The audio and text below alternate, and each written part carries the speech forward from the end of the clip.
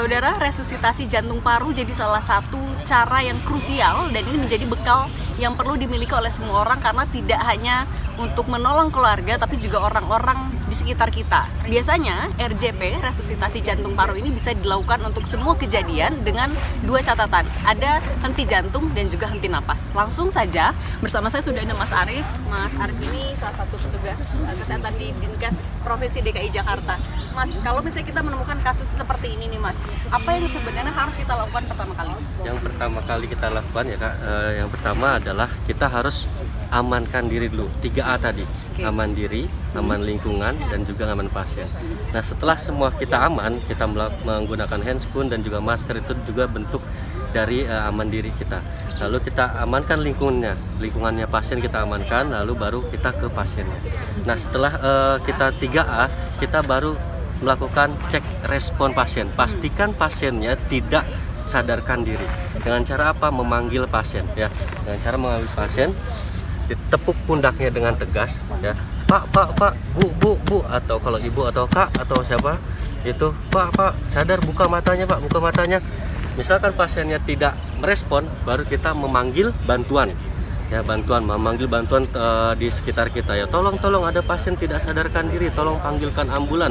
Kalau memungkinkan ada alat AED, kita minta bantuan untuk mengambilkan alat AED. Tapi kalau AED ini apa nih Mas? Alat kejut jantung. Jadi biasanya itu ada di airport gitu di stasiun itu ada. Biasanya seperti itu. Tapi kalau tidak ada, kita minta bantuan saja untuk memanggil 119 ataupun ambulans gawat darurat. Nah, setelah kita meminta bantuan dan bantuannya pun datang, lalu kita melakukan cek nadi. Cek nadi leher. Nadi di sebelah mana nih Mas? Ya, cek nadi leher ya. Jadi yang paling besar itu nadi itu ada di leher. Ya, sebelah sini kalau kita lihat tenggorokan ini atau jakun ini kita tarik 2-3 cm ke arah penolong ya, ke arah penolong. Nah, sehingga membentuk seperti ini. Nanti kita rasakan ini kurang dari 10 detik kita harus sudah memastikan nadinya ada atau tidak. Lalu kita pastikan juga pergerakan dadanya. Pergerakan dadanya ada atau tidak. Untuk apa? Untuk memastikan pernafasannya ada atau tidak.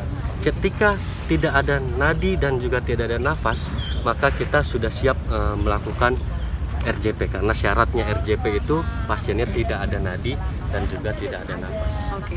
Oke. Setelah ini berarti sudah dipastikan tidak ada tadi nadinya nggak terasa ya, kemudian juga tidak ada pergerakan nafas. Oke, selanjutnya itu apa? Kita mau melakukan RJP. RJP itu patokannya adalah di tengah dada.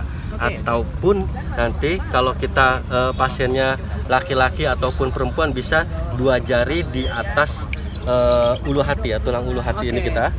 Ya, ulu hati di sini ya. Ya, ulu hatinya di sini. Kita taruh 2 jari di atasnya, 2 jari di atasnya. Ini posisi RJP yang benar.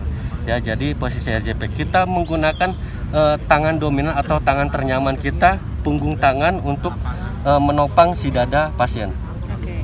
Lalu kita anyam tangan kita yang satunya. Nanti untuk kompresinya, penekanannya itu menggunakan semua berat badan kita. Berat badan kita tumpu semua ke pasien untuk mengoptimalkan fungsi jantungnya. Berapa kali kita kompresi? 30 kali. 30 kali berbanding 2 ventilasi. Jadi kita hitung dengan tegas atau 100 kali per menit. Kalau menggunakan metronom 100 kali per menit.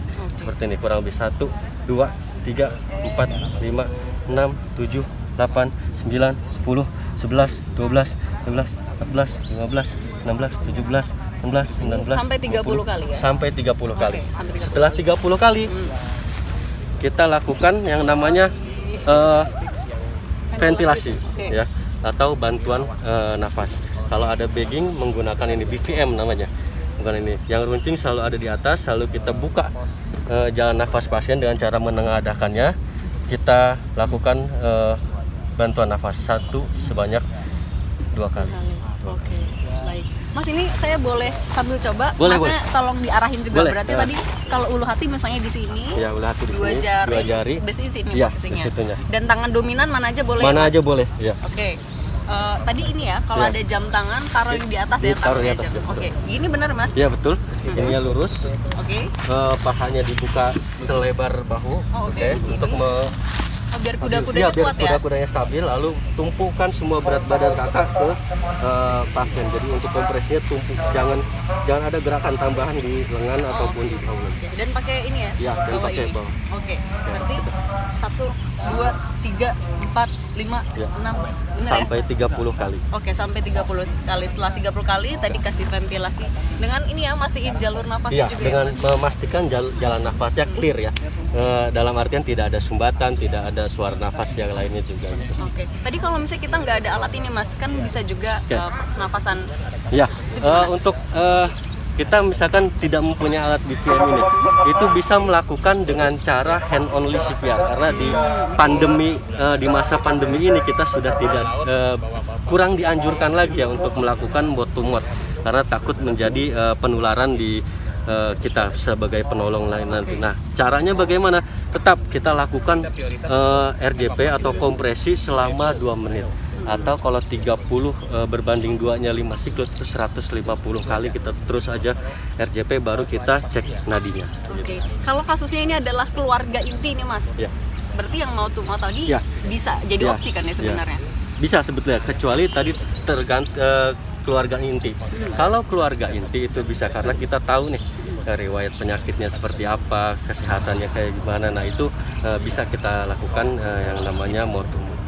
Oke, dengan caranya tadi ditutup dulu hidungnya ya? Sama seperti ini, seperti melakukan dengan ventilasi BVM tadi, kita melakukannya, kita tengadahkan dulu untuk memastikan jalan nafasnya clear, ya. Lalu kita tutup hidungnya. Nah ini kita buka mulutnya, lalu kita melakukan yang namanya mouth to mouth. Jadi ditiup 2 kali. Tiup, oke, ditiup dua kali. Oke, Mas, tapi ini juga kalau kita menolong orang lain, APD dulu ya, kita mandiri betul. tadi ya? Mandiri dulu. Tetap utamakan diri sendiri dulu. Kita harus mengutamakan diri kita. Oke, APD-nya sarung tangan. Paling tidak ada sarung tangan, menggunakan masker. Oke. Sarung tangannya harus yang kedap air ya, jadi jangan yang tembus air. Oke, Mas, terakhir kalau misalnya ada masyarakat juga nih yang pengen mencobakan, ini juga tentu berbahaya ya kalau kita tidak tahu tekniknya, kemudian melakukan kepada orang lain. Nah, bisa belajar di mana sih, Mas? Mungkin Dinkes DKI ngasih akses juga? Untuk Dinkes DKI sendiri di Pusat Krisis dan Kegawat Daruratan Kesehatan Daerah itu kita mengadakan pelatihan memang untuk meningkatkan kapasitas pada saat bencana. Salah satunya pelatihannya adalah bantuan hidup dasar ini, yang mana salah satu tindakannya adalah RJP, cara menghentikan perdarahan dan juga balut bidai pada saat pasien patah tulang ataupun fraktur.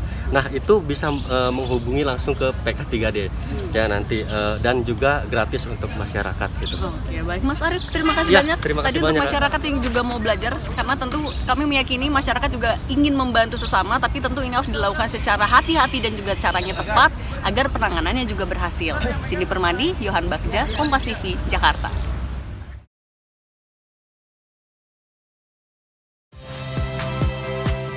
Saya Niluh Puspa. Saksikan program-program Kompas TV melalui siaran digital, pay TV, dan media streaming lainnya. Kompas TV, independen, terpercaya.